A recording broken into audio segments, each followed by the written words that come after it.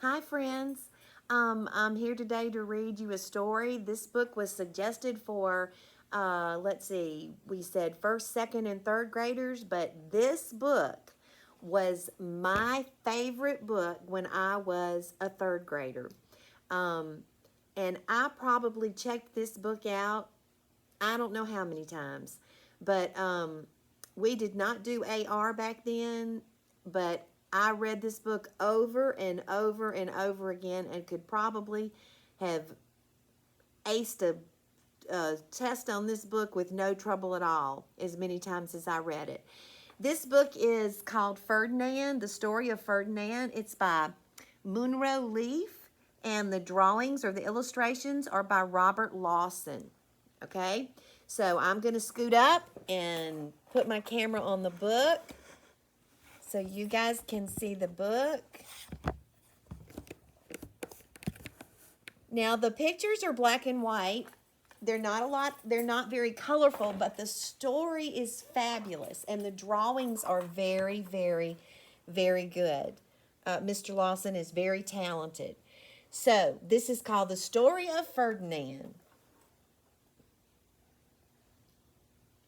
And there he is.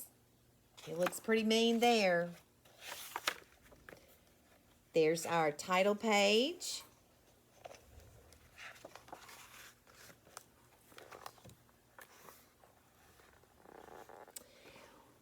Once upon a time in Spain, there was a little bull and his name was Ferdinand. And there he is right there, looking at that butterfly sitting on that flower. All the other little bulls he lived with would run and jump and butt their heads together.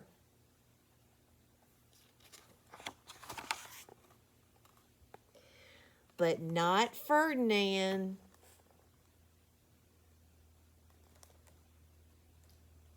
There he is walking all by himself. He liked to just sit quietly and smell the flowers.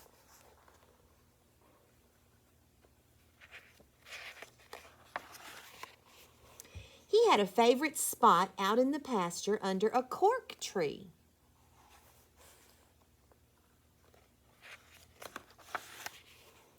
It was his favorite tree, and he would sit in its shade all day and smell the flowers.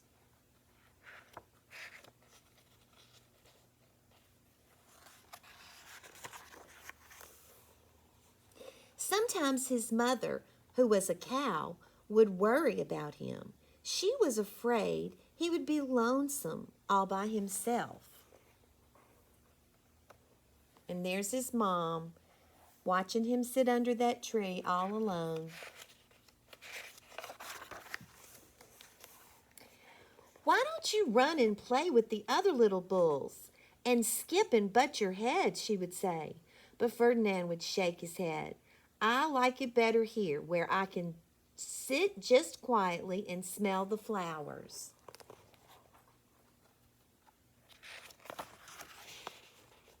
His mother saw that he was not lonesome, and because she was an understanding mother, even though she was a cow, she let him just sit there and be happy.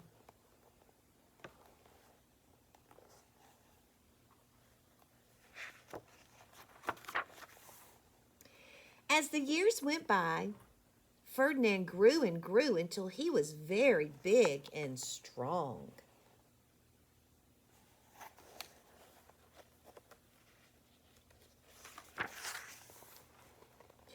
All the other bulls who had grown up with him in the same pasture would fight each other all day.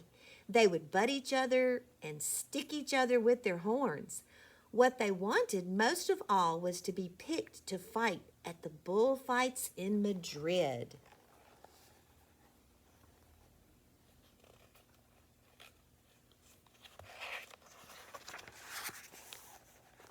But not Ferdinand. He still liked to just sit quietly under the cork tree and smell the flowers.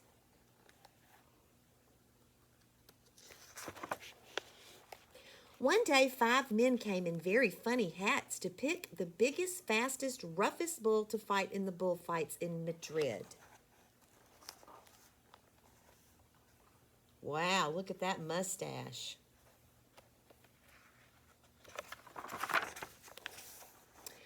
All the other bulls ran around snoring and butting, leaping and jumping, so the men would think that they were the very, very strongest and fiercest and pick them.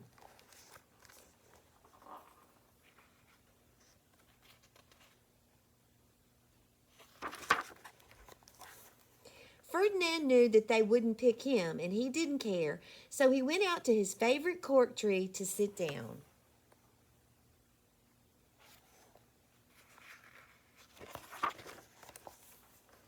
He didn't look where he was sitting, and instead of sitting on the nice, cool grass in the shade, he sat on a bumblebee.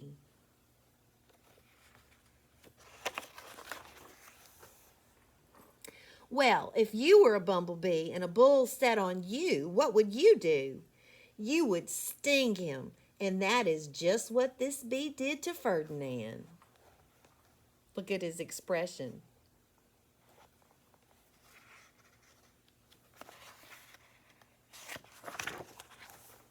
Wow, did it hurt? Ferdinand jumped up with a snort. He ran around puffing and snorting, butting and pawing the ground as if he were crazy. The 5 men saw him and they all shouted with joy. Here was the largest and fiercest bull of all, just the one for the bullfights in Madrid.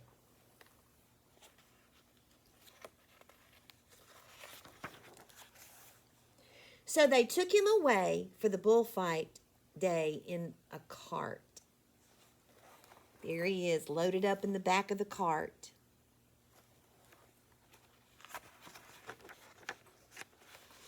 What a day it was. Flags were flying, bands were playing, and all the lovely ladies had flowers in their hair. All looking out onto the street.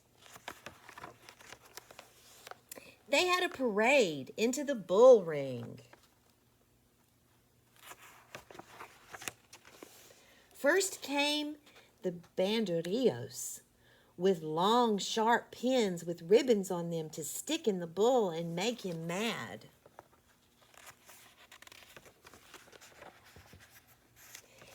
Then came the picadors, who rode skinny horses, and they had long spears to stick in the bull and make him even madder. Then came the matador, the proudest of all. He thought he was very handsome and bowed to the ladies. He had a red cape and a sword and was supposed to stick the bull last of all.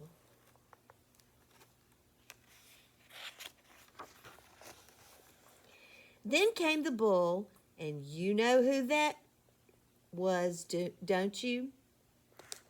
There he is peeking. He doesn't really want to come out, I don't think.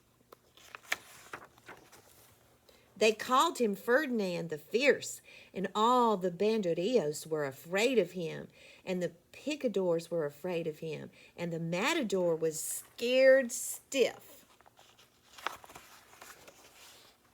Ferdinand ran to the middle of the ring, and everyone shouted and clapped because they thought he was going to fight fiercely and butt and snort and stick his horns around. But not Ferdinand. When he got to the middle of the ring, he saw the flowers in all the lovely ladies' hair, and he just sat down quietly and smelled.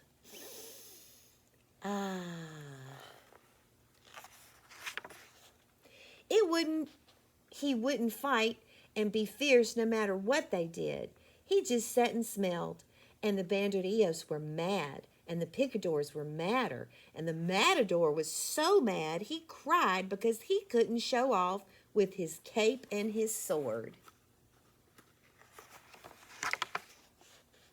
So they had to take Ferdinand home.